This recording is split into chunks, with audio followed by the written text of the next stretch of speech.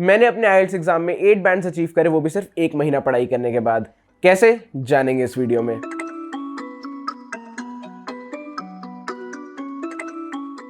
सो hey guys, मैं हूं समरजीत सिंह और मैंने 24 अगस्त को अपना आइल्स का एग्जाम दिया था जिसमें मेरे 8 बैंड्स आए। अगर मैं सेपरेट मॉड्यूल्स की बात करूं तो मेरे लिसनिंग में 8.5, रीडिंग में 8.5, स्पीकिंग में 7.5 और राइटिंग में 7 आए थे। और मैंने अराउंड 1 महीना पढ़ाई करी थी अपने आइल्स एग्जाम के लिए, और इस 1 महीने में मैंने ऐसा क्या क्या करा जिससे मेरे 8 बैंड्स आ पाए, उसके बारे में बात करते हैं। तो सबसे पहली चीज़ जो मैंने करी वो था आइल्स के बारे में रिसर्च। अब काफ़ी सारे लोगों को यही क्लियर नहीं होता कि आइल्स में कितने मॉड्यूल्स होते हैं, उन मॉड्यूल्स में हमें क्या क्या करना होता है। तो सबसे बेस्ट चीज़ ये रहेगी कि आप एक बार इंटरनेट पे जाओ और आइल्स के बारे में थॉरोली रिसर्च करो। मैं आपको 1 या 2 वेबसाइट्स का लिंक डिस्क्रिप्शन में दे दूंगा जहां से आप ये रिसर्च कर सकते हो। आपको अच्छे से पता होना चाहिए कि आइल्स टेस्ट में कितने मॉड्यूल्स होते हैं, हर मॉड्यूल में क्या क्या करना होता है, कैसे कैसे करना होता है, इसकी आपको बेसिक नॉलेज होनी ही चाहिए। अब दूसरी चीज़ की जब मैं आइल्स के बारे में रिसर्च कर रहा था तो मुझे पता चला कि आइल्स एग्जाम को देने के 2 तरीके होते हैं। नंबर 1 आपका पेन एंड पेपर और नंबर 2 कंप्यूटर डिलीवर्ड टेस्ट। अब ज़्यादा इन दोनों में कुछ डिफरेंस नहीं होता, पैटर्न बिल्कुल सेम होता है, बस एक साइड आप हाथ से पेपर देते हो लिख के और दूसरी साइड आप टाइप करके पेपर देते हो। लेकिन इन दोनों के बारे में जानना बहुत ज़्यादा ज़रूरी है, क्योंकि आप जितनी भी फ्यूचर में प्रिपरेशन करोगे अपने आइल्स एग्जाम के लिए वो इसी बेसिस पे करोगे कि आपको इन दोनों में से कौन सा टेस्ट देना है। अब यहाँ पे मैंने कुछ फैक्टर्स कंसिडर करे थे। नंबर 1 की मेरी हैंडराइटिंग जो है बहुत खराब है, नंबर 2 की मैं बहुत स्लो लिखता हूँ, और नंबर 3 की मेरी टाइपिंग स्पीड मेरी हैंडराइटिंग स्पीड से ज़्यादा बढ़िया है। तो इसलिए मैं कंप्यूटर डिलीवर्ड टेस्ट की तरफ गया। अब मैक्सिमम लोग पेन एंड पेपर सेलेक्ट करते हैं, लेकिन ये आपके ऊपर है। अगर आपकी टाइपिंग स्पीड ज़्यादा बढ़िया है या फिर आपकी हैंडराइटिंग इतनी अच्छी नहीं है या फिर आप बहुत स्लो लिखते हो, तो मैं आपको सजेस्ट करूंगा कि आप कंप्यूटर डिलीवर्ड टेस्ट की तरफ जाओ और आपकी जितनी भी फ्यूचर में आप प्रिपरेशन करोगे आइल्स के लिए वो एक कंप्यूटर पे ही करो, जैसे कि मैंने करी थी। तीसरी चीज की मैं एक आइल्स इंस्टीट्यूट में गया। अब जिन लोगों को नहीं पता उनको मैं बता दूं कि हर सिटी में मिनिमम एक ना एक तो आइल्स का इंस्टीट्यूट होता ही है जो कि स्पेसिफिकली आइल्स की कोचिंग देता है, और मेरी सिटी में भी एक ऐसे इंस्टीट्यूट था जहां पे मैं गया। अब इस टाइप के किसी इंस्टीट्यूट में जाने का काफी सारे बेनिफिट्स हैं। नंबर 1 कि आप आलस को बीट करते हो। अब टू बी ऑनेस्ट घर पे सारी प्रैक्टिस आप नहीं कर सकते, और अगर करते भी हो तो आप रोज प्रैक्टिस नहीं कर सकते 3-3, 4-4 घंटे, और आलस आ ही जाता है। लेकिन एक बार अगर आपने इस टाइप की कोई इंस्टीट्यूट की पूरी महीने की फीस दे दी तो आपको जाना ही जाना है। और एक बार आप इस इंस्टीट्यूट में चले गए तो आपकी रीडिंग, लिसनिंग, राइटिंग, स्पीकिंग चारों की प्रैक्टिस एक ही दिन में हो जाती है, और साथ में आपको ये कुछ एक्स्ट्रा नोट्स भी लिखवा देंगे जैसे कि वोकैबुलरी और ईडियम, जिससे आपके सेंटेंसेस जो है वो काफी कॉम्प्लेक्स हो जाते हैं और आपकी ओवरऑल वोकैबुलरी काफी अच्छी हो जाती है। और मैं इस आइल्स इंस्टीट्यूट में 1 महीने के लिए पढ़ा था। अब आप खुद सोचो कि अगर आप 30 डेज तक लगातार रोज लिसनिंग, रीडिंग, स्पीकिंग और राइटिंग की प्रैक्टिस कर रहे हो तो ऑब्वियसली आपका बैंड स्कोर जो है ऊपर जाएगा ही जाएगा।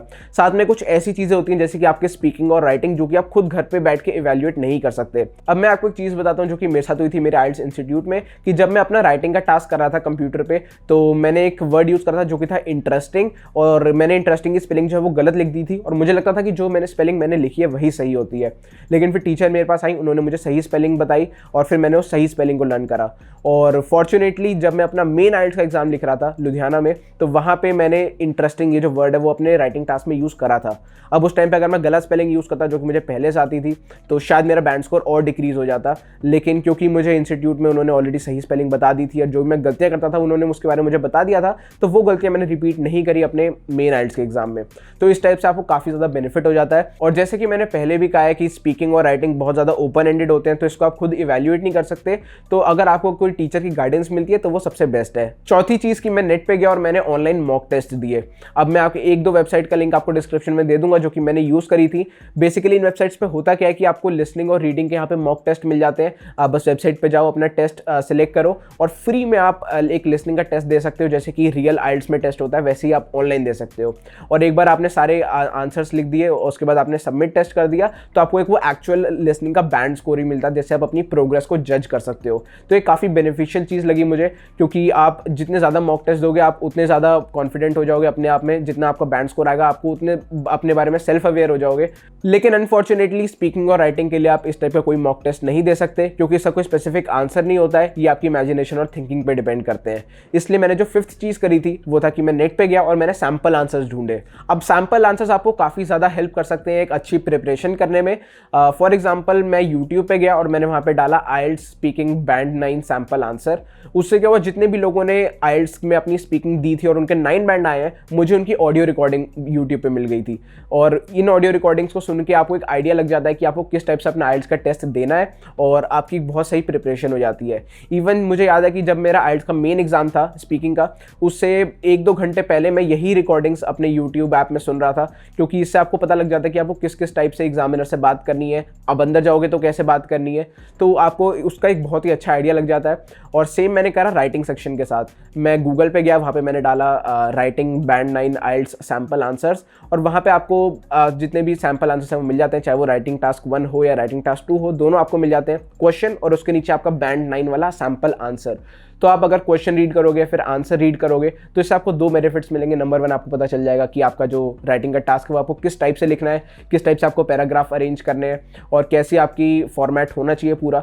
दूसरा कि इस टाइप के एसेस को पढ़ के जो है मेरी वोकैबुलरी भी काफ़ी सही हो गई, क्योंकि बैंड 9 के एसेस में ऑब्वियसली कॉम्प्लेक्स वोकैबुलरी होती है और इस टाइप की वोकैबुलरी आप पढ़ोगे फिर सर्च करोगे कि यार स्पेसिफिक वर्ड का मीनिंग क्या है, तो आपकी वोकैबुलरी भी इंक्रीज होगी। तो बस यार यही कुछ चीज़ें थी जो कि मैंने 1 महीने में करी अपने आइल्स एग्जाम को देने से पहले। इसके अलावा अगर आपको कोई डाउट हो, कोई क्वेश्चन हो, कुछ पूछना हो या फिर नॉर्मली कैजुअली बात करनी हो मुझसे, तो मेरे इंस्टाग्राम पे कर सकते हो। मेरी इंस्टाग्राम की आईडी आपको डिस्क्रिप्शन में मिल जाएगी, वहाँ पे मैं मोस्टली एक्टिव रहता हूँ, तो कभी भी आप बिना हिचकिचाहट के कुछ भी पूछ सकते हो, मैसेज कर सकते हो। और यार अगर आपको ये वीडियो अच्छी लगी हो तो लाइक ज़रूर कर देना। और इंटरनेशनल स्टूडेंट्स के लिए ऐसी काफ़ी सारी इंटरेस्टिंग वीडियोज़ आने वाली हैं फ्यूचर में, चाहे वो कॉलेज का ऑफर लेटर का प्रोसेस हो या फिर वीज़ा प्रोसेस हो, सब कुछ मैं डिटेल में कवर करने वाला हूँ इस चैनल पे। तो चैनल को कर दो सब्सक्राइब और बेल आइकन को भी दबा दो। This was Amarjeet signing off.